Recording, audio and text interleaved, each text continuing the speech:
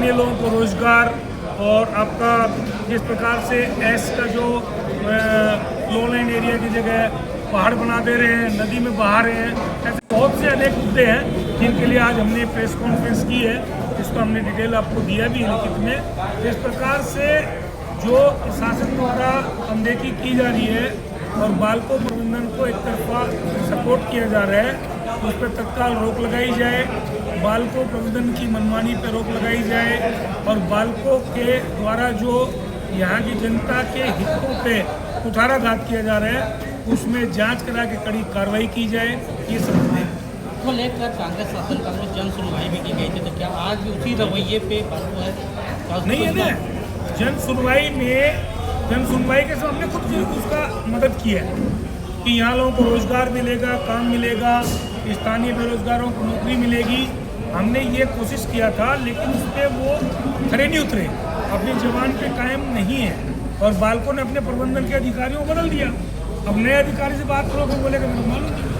तो इसलिए हम उनको याद दिलाना चाहते हैं, एहसास कराना चाहते हैं और जिला प्रशासन के माध्यम से उन पे अंकुश लगाना चाहते हैं कि उन सब चीज़ों को देख रेख करें, ध्यान दें और जनहित के काम करें। प्लांट से ये प्रॉब्लम उपजा है, उद्योग मंत्री हमारे कोरबा से ही हैं, जनप्रतिनिधि हैं, नेता मंत्री हैं, लोगों ने उनको जिताया है, क्या उनकी एक जिम्मेदारी नहीं बनती? ये जिम्मेदारी तो जनता ने जिसने जिताया उससे पूछेंगे तो ज़्यादा बेहतर होगा, वो अच्छे से बताएंगे। भैया बहरमपुर वाली भी जो सड़क है, अभी हाल ही में भाजपा के 1 साल पूरे होने पर उपलब्धियाँ जब उन्होंने गिनाई तो उसको भी बताया कि ये उन्होंने स्वीकृत किया। उसका उसमें ना कोई योगदान है ना कोई लेना देना है। अगर है तो ऑन राइटिंग बता दे कहाँ पे। वो तो पहले के स्वीकृत है, पहले से पैसा कलेक्टेड में जमा है, वो रिकॉर्ड में है, उसमें कोई बात ही नहीं है। उसमें काहे की उपलब्धि हम ये मान लेते 10-5% सहयोग, अगर वो कोशिश करके टेंडर भी निकलवा देता है, लेकिन वो टेंडर ही निकाल पाए 1.5 साल में, तो काहे की उपलब्धि। जिला प्रशासन जिस तरह से बाल्को प्रबंधन के विधान पे ध्यान किया जा रहा है, उसको पोषित कर रहा है, तो क्या लगता है जिला प्रशासन उसे पोषित कर रहा है कि जिला प्रशासन को पोषित कर रहा है बाल्को? देखिए, जिला प्रशासन पोषित हो रहा है कि बाल्को पोषित हो रहा है, ये आने वाले समय में आप लोगों सबको मालूम पड़ जाएगा। अगर आज की कॉन्फ्रेंस के बाद भी बाल्को प्रबंधन के ऊपर कार्रवाई नहीं होती है, अंकुश नहीं लगाया जाता तो हम आंदोलन करेंगे। हमने तो डिक्लेयर कर दिया। देखिए भैया, वो तो सुप्रीम कोर्ट तक मामला चला है। अभी भी जो पूर्व मुख्यमंत्री भूपेश बघेल की याचिका पे अभी सुप्रीम कोर्ट का भी एक फैसला है, तो आप लोगों को मालूम होगा कि काफ़ी ज़मीन पे उन्होंने किया है। दूसरा, एक ज़मीन इन्होंने आपका यहाँ अपने नाम चढ़वा ली, इसमें पटवारी को सस्पेंड किया गया, तो खाली पटवारी इसमें दोषी नहीं होगा। बाल्को पे तो कोई कार्रवाई नहीं की है, करना चाहिए बाल्को पे कार्रवाई। कैसे चढ़वा ली किसी की चीज़ को, आप कैसे हड़प सकते हो? ठीक है, जानकारी है कि बाल्को प्रबंधन की एल्यूमिनियम से संबंधित विस्तार योजना के लिए जन सुनवाई हमारी कांग्रेस के शासनकाल में हुई। हम लोगों ने कोरबा के लोगों को रोजगार मिले, नौकरी मिले, यहाँ के लोगों का रोजगार धंधा बढ़े, इन सब चीजों को देखते हुए उस विस्तार योजना की जन सुनवाई को करवाया। हमारी सरकार ने जन सुनवाई करवाई, हम लोगों ने उसमें सहयोग प्रदान किया। लेकिन जिस प्रकार से बाल्को प्रबंधन ने जो वादे किए थे कि स्थानीय लोगों को ज़्यादा से ज़्यादा रोजगार मिलेगा, पर्यावरण का पूरा ध्यान रखा जाएगा,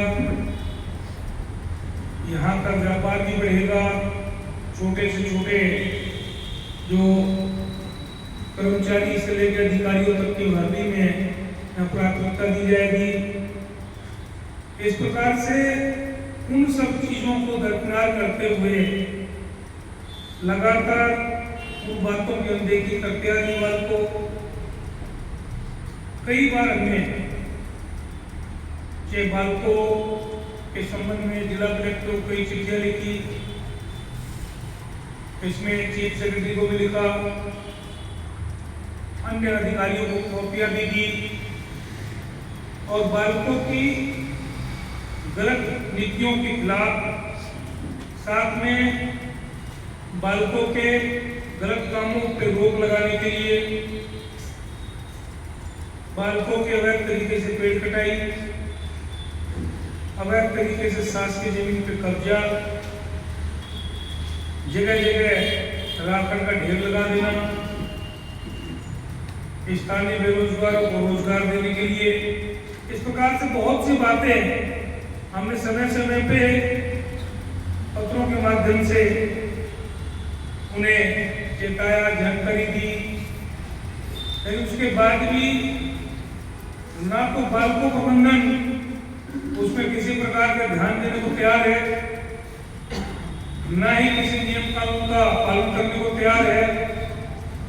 और ऐसा लगता है कि जिला प्रशासन भी पूर्ण रूप से बालकों को, प्रशासन की क्या मजबूरी है मैं नहीं जानता, लेकिन कहीं न कहीं उनकी गलतियों पे पर्दा डालने का काम करती है या अनदेखी करती है। ऐसे बहुत से मुद्दे हैं जो मैंने चिट्ठियां उपलब्ध कराई, वो सब हमारे प्रेस के साथियों को मिली होंगी। समय समय पे वो लोग प्रयास करते हैं कि उनके विरुद्ध कोई बात पब्लिक में ले जाए, उसके लिए उन्होंने बहुत से अधिकारियों की नियुक्ति की हुई है और जनता की आवाज को, जनप्रतिनिधियों की आवाज को बोलना चाहते हैं, उसको दबाना चाहते हैं। लेकिन जो रवैया बालकों प्रबंधन का है और जो इस उम्मीद के साथ हम लोगों ने बालकों की जन सुनवाई करवाई, परमिशन दिलवाया, उसमें सहयोग किया, उन उम्मीदों पे वो खरा नहीं उतर पा रहे हैं। आपको ये ध्यान होगा कि जैसे ग्राम पहली है, उसमें आपका बालकों ने 5 एकड़ जमीन वन विभाग से उसमें लीज कराया और उसमें अनुमति प्राप्त की, लेकिन लगभग 30 एकड़ जमीन पे उन्होंने राखा का डैम बना दिया, वो बिल्कुल नियम विरुद्ध है। अभी आपका बालको एक बाउंड्री वाल का काम कर रही है, वहां मास्टर प्लान को देख लीजिए, जो 50 मीटर जो रोड बन रहा है, रोड का काम तो नहीं हुआ, अभी बाउंड्री वाल बनाई जा रही है। पेड़ों की कटाई ये करेंगे क्योंकि इन्होंने उस पर एक नया रास्ता निकाल लिया कि अनुविभागीय अधिकारी से इन्होंने पेड़ों को शिफ्टिंग का परमिशन ले लिया है। इसकी कॉपी भी मैं आपको उपलब्ध करा दूंगा। इन्होंने पेड़ों को शिफ्ट करने का विधिवत एसडीएम ने परमिशन दिया है। 50-50 साल पुराने पेड़ है, उससे भी ज्यादा भी हो सकता है, और उन पेड़ों को शिफ्ट किया जा सकता है, ऐसा कोई असंभव नहीं है। लेकिन क्या आपने इतने वर्षों में देखा होगा कि बालकों ने किसी भी एक पेड़ पास तक शिफ्ट किया? नहीं किया। वो शिफ्ट करने के नाम से उन पेड़ों को काटेंगे, दूसरी जगह पेड़ लगाएंगे नहीं, और लगाए तो पेड़ बढ़ेंगे नहीं, क्योंकि बालकों ने पहले भी प्लांट के भीतर जो वृक्षारोपण पहले हुआ था शुरू में, उसको काट के वहां प्लांट बना चुके हैं। जो किसी भी प्लांट का हो, चाहे घर का नक्शा हो, एक हर चीज के नियम बने हुए हैं। अभी 9 मंजिल के टावर की परमिशन को दी गई है। 9 मंजिल के टावर की परमिशन के लिए उसमें कितनी जमीन खाली होना चाहिए, कितना चौड़ाई का आसपास में रोड होना चाहिए, क्या उन रोडों का निर्माण कर लिया गया? नहीं किया गया। इस प्रकार से ऐसी बहुत सी चीजें हैं जो आपको मैं बताना चाहता हूं कि अब तक ऐसे जो रेट रिपोर्ट था, पहले उसमें इन्होंने गैस भरना शुरू किया, जब इन्होंने पावर प्लांट लगाया, लगातार उसमें ऊंचाई बढ़ाते हुए आज उसकी स्थिति क्या है वो आप लोग देखते होंगे। आपका जो नाला है, आपका बेलगिरी नाला जो है, बेलगिरी नाला में इन लोगों को बनाना चाहिए, बड़े गड्ढे खोद के उसका उपयोग करना चाहिए नाला के आसपास। उसकी बजाय नाला में एक बड़ा नाला कंक्रीट का बना रहे लोग, साथ में कंक्रीट की बड़ी बड़ी टंकियां बना दी हैं जो नियम विरुद्ध है। क्या उन टंकियों को बनाने की परमिशन कौन सी विभाग ने दी, उसके बारे में कोई जानकारी नहीं है।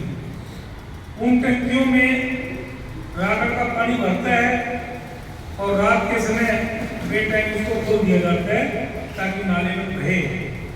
आज बालको प्रबंधन और पावर प्लांटों की वजह से आज हसदो नदी की क्या स्थिति है, लोग ये आप भली बात देख सकते हैं कि पूरी हसदो नदी में आपको चारों तरफ राखड़ी राखड़ नजर आएगी। लोगों का जो निस्तारी के लिए, लोगों के जो पानी पीने के लिए, जानवरों के लिए है, पेयजल की व्यवस्था, उसमें सब में जो दिक्कतें आ रही है वो सब उसी का नतीजा है। राखड़ परिवहन का जो कार्य होता है, बालको ने, आप लोगों को ध्यान होगा जब मैं स्वयं मंत्री था उस समय भी हमने जो बालको राखड़ जगह जगह फेंक दी थी उसका विरोध किया था। इस बात पे जाके विरोध किया था क्योंकि उस समय ध्यान होगा कि कलेक्टर जब आपके संजीव झा थे, तो संजीव झा को जब हमने विधिवत प्रोटोकॉल जारी करके बुलाया तो वो कोरबा छोड़ के भाग गए थे।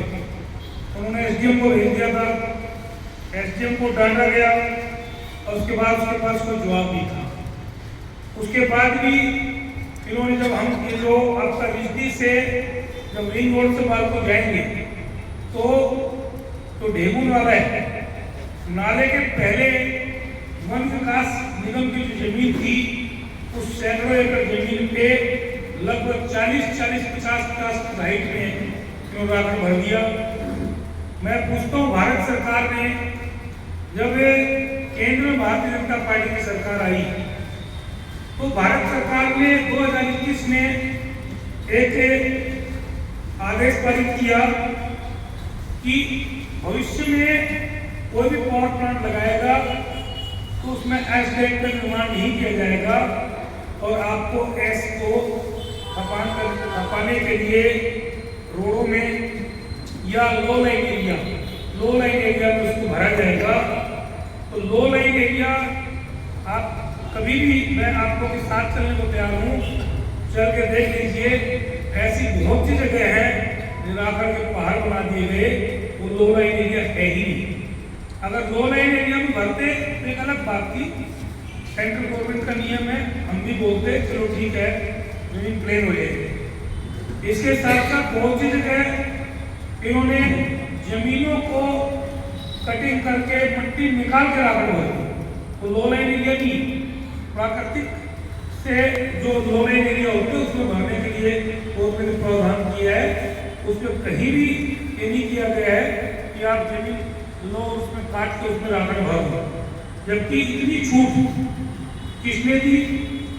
हमारी सरकार के कहीं एक श्रीवास्तव थे, उन्होंने खूब मनमानी की राखड़ भरी, आज वो फरारी में है। तो मैं पूछता हूँ, क्या बालको का राखड़ का काम बंद हो गया?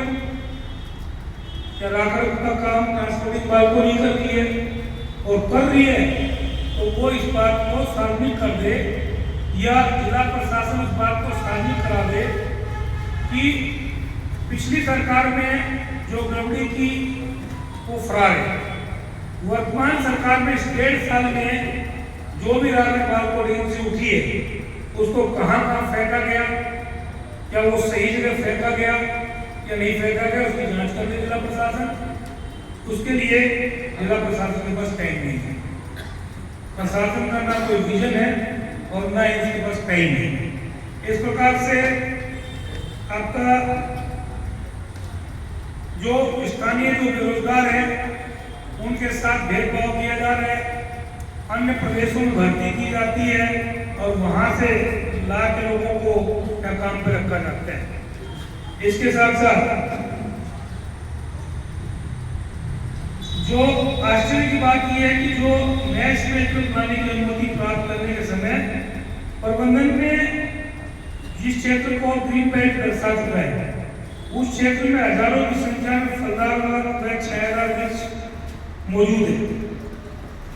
तो उन वृक्षों की कटाई करने के स्थान पर जो इनको स्थानांतरण करने की जो परमिशन ली गई है, उसकी क्या गारंटी है? कौन उसकी देख रेख करेगा कि उन पेड़ों को दूसरी जगह वहां से निकाल के वहां लगाया कि नहीं लगाया गया? उसका कौन जवाबदार है? क्या उसकी देख रेख एसडीएम करेगा या वन विभाग करेगा या उसके लिए कोई जांच कमेटी बनाई जाएगी? इसका कोई भी इसमें जिक्र नहीं किया गया। सिर्फ ये कहा गया कि अगर उनको काटा गया तो आपके ऊपर कार्रवाई की जाएगी। तो कार्रवाई कितनी हुई है पहले भी देखे होंगे। जहां भी इन अंडरटेकिंगों ने, जहां भी विशेष करके बालकों ने जब भी पेड़ों को काटा है तो 10-20-50 हजार फाइन कर दिया जाते हैं। तो फिर उसके बाद तो कोई मतलब ही नहीं रहता। इसलिए मेरा बोलना है कि मास्टर प्लान में जो 2031 तक के लिए मास्टर प्लान बना था, उसमें जो रोड की चौड़ाई दर्शाई गई है, जो अपन कॉफी पॉइंट के लिए जाते हैं, जो रोड है मेन रोड, वो रोड का निर्माण कब होगा? इसके साथ साथ मैं आपको बताना चाहता हूँ, पिछली सरकार में जब मैं विधायक मंत्री था तो मैंने लगभग 200 करोड़ रुपया कुसमुंडा कैनाल और कर्दा रोड के लिए स्वीकृत कराया था, जो इसमें रोड का काफी निर्माण कार्य हुआ।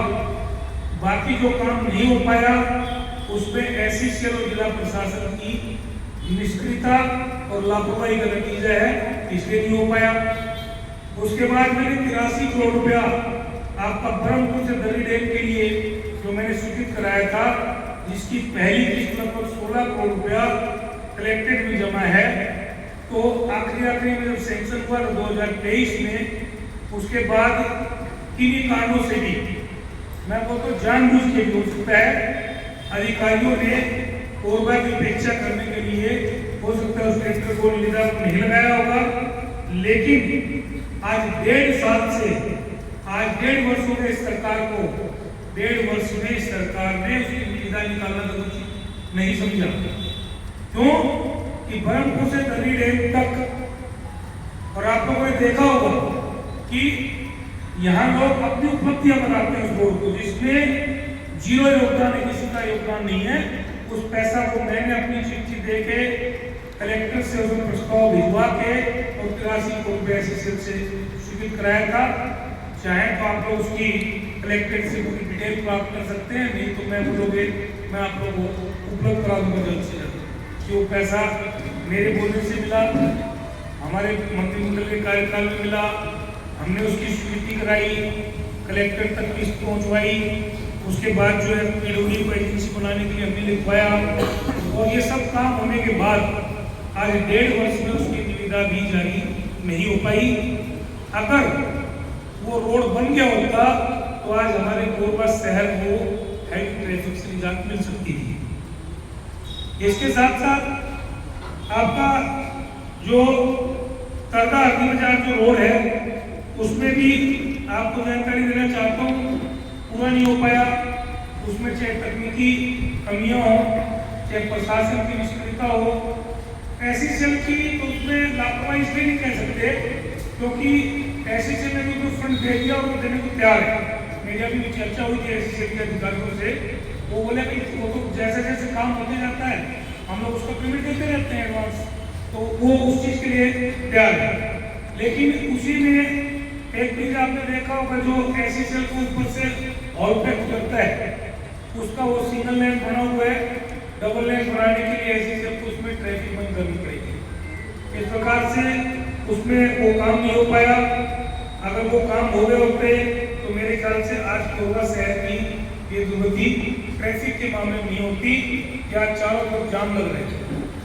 पहले जब जाम लगता था तो आप लोगों ने देखा होगा कि कुसुमदा के हमारे साथी होंगे, ऐसा लगता था कि जैसे हमने कोई कसूर किया है, जुर्म किया है कि हमारे रोड में जाम लग रहे हैं। लेकिन मैं सभी जागरूक, सभी अनुभवी पत्रकार पत्रकार हमारे साथी बैठे हैं, मैं एक बात पूछना चाहता हूँ। आप लोग अपने स्वयं का अखबार निकाल लीजिए कि कुसमुंडा की 4 लेन सड़क बनने के बाद उस सड़क पे आज तक उस सड़क पे कौन सा ऐसा महीना है जो खून नहीं बहा हो, एक्सीडेंट नहीं हुए, लोगों की जानें नहीं गई हो, किसी की मुंडी कट गई, किसी का हाथ टूट गया, किसी का पैर कट गया, वो होता था। लेकिन हमने 4 लेन सड़क जब से बनवाई उसके बाद वो समस्या दूर हो चुकी है।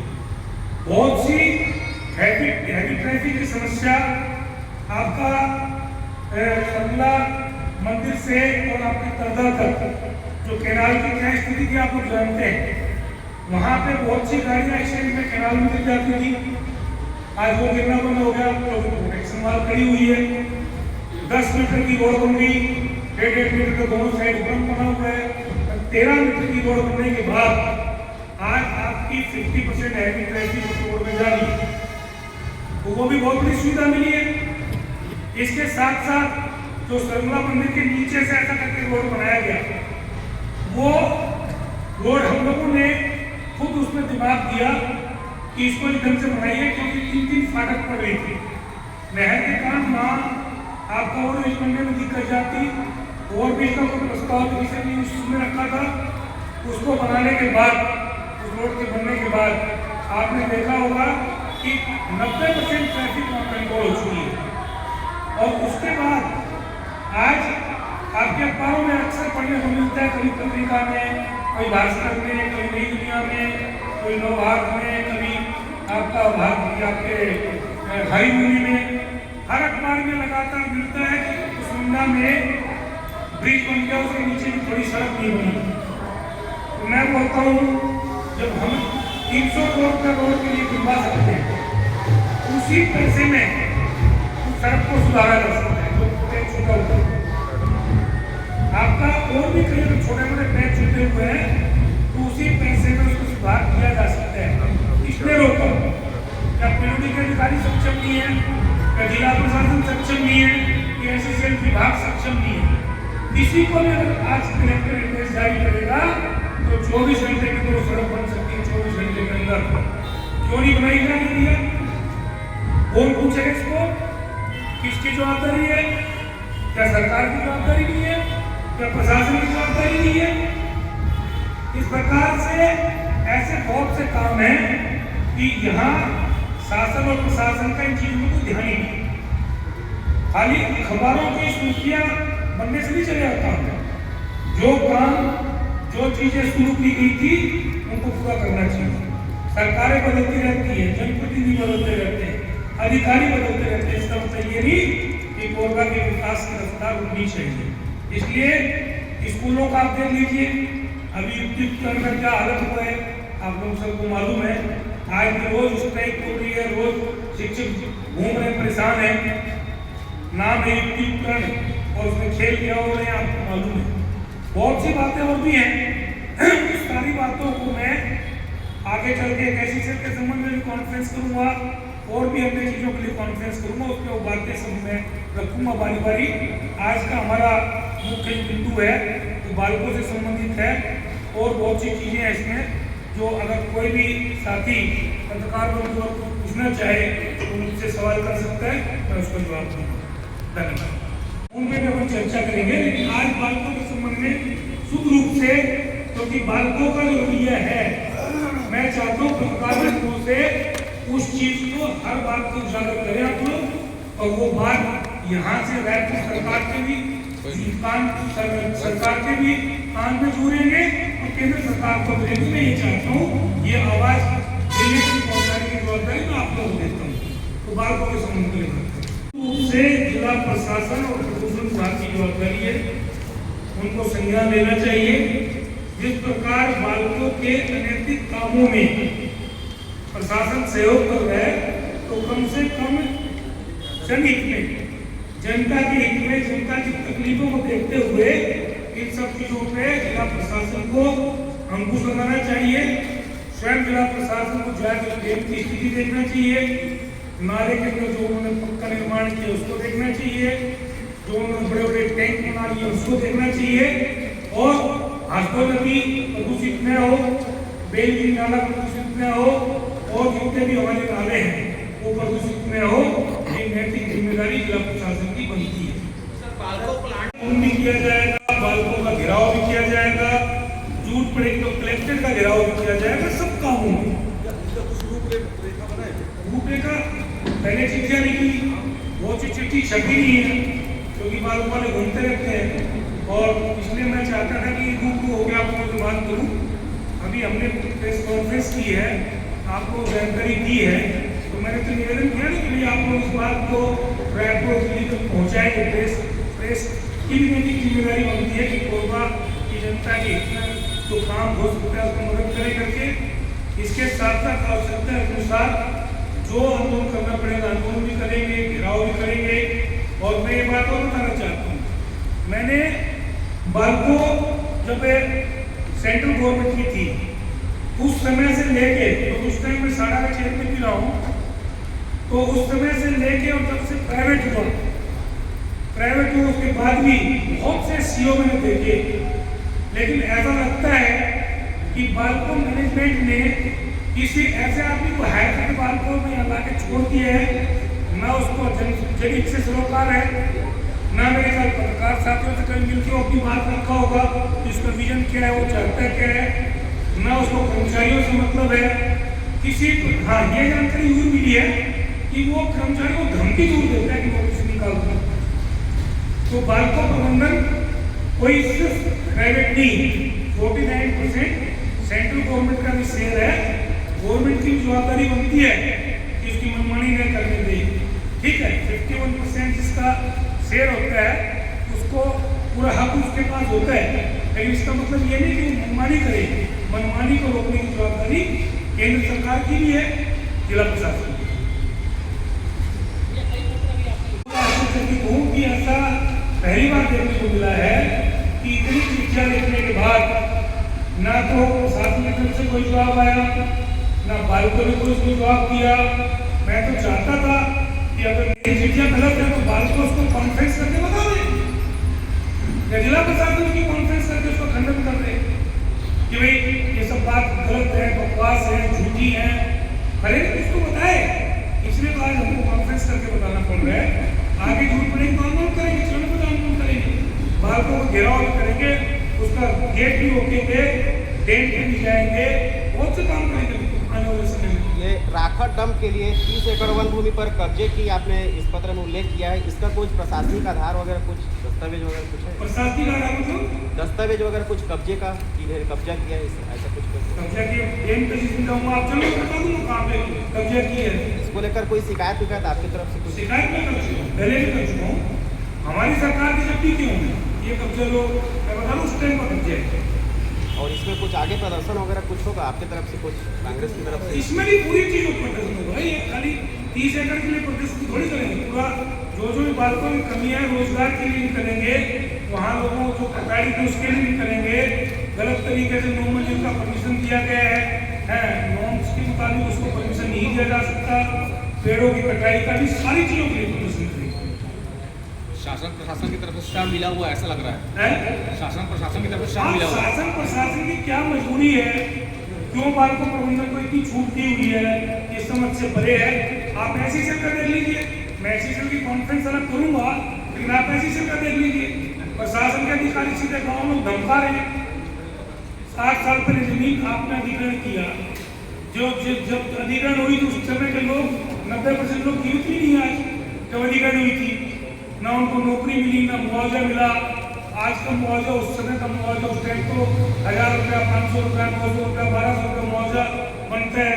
आज 57 साल में जिन लोगों ने मुआवजा नहीं लिया, आज वो वहाँ फंसे हुए हैं और जिला प्रशासन के अधिकारी जाकर उनको धमका रहे हैं कि खाली करो।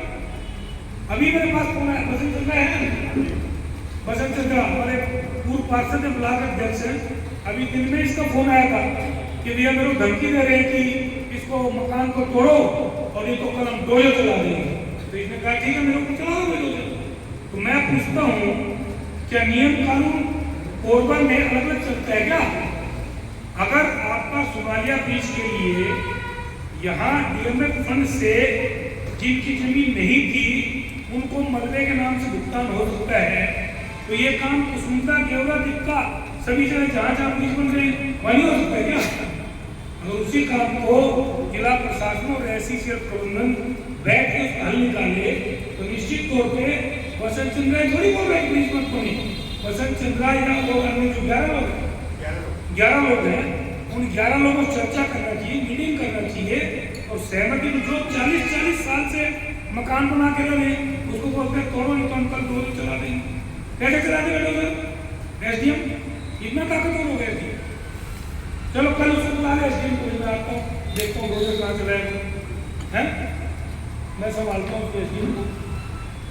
ऐसा थोड़ी है, अरे मैं उनको मुआवजा दे दे, बैठ के बात करें। जब कोरबा में आप डीएमएफ से मुआवजा दे रहे हैं वहाँ एसएसएल को बोलने की ऐसा लगता है एसएसएल प्रबंधन मुआवजा में तैयार है, लेकिन मैं एसडीएम धमका रहा है तो अभी जटराज का आपको ध्यान होगा कि जटराज में क्या हालत हुई है, लोग कैसे उठा के फेंक रहे हैं। रायगढ़ का आपने देखा होगा कल वीडियो, 300 लोगों की झोपड़ी तोड़ दी गई, मकान 300 तोड़े हैं, पुलिस 1000 थी वहां। तो मैं पूछता हूं कि प्रशासन और पुलिस क्या सिर्फ अंडरटेकिंग को एक तरफा मदद करने या गलत कानून सहयोग करने के लिए क्या जनहित के लिए नहीं है? या जो हमारी यहाँ की जनता है कोरबा जिले की, क्या उसके हितों की रक्षा करने की जवाबदारी प्रशासन की नहीं है?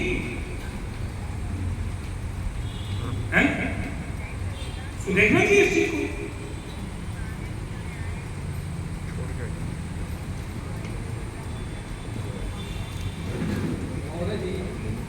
फंड से क्या मतलब पूजा राशि आप दिया जा सकता है क्या? नियम में है क्या?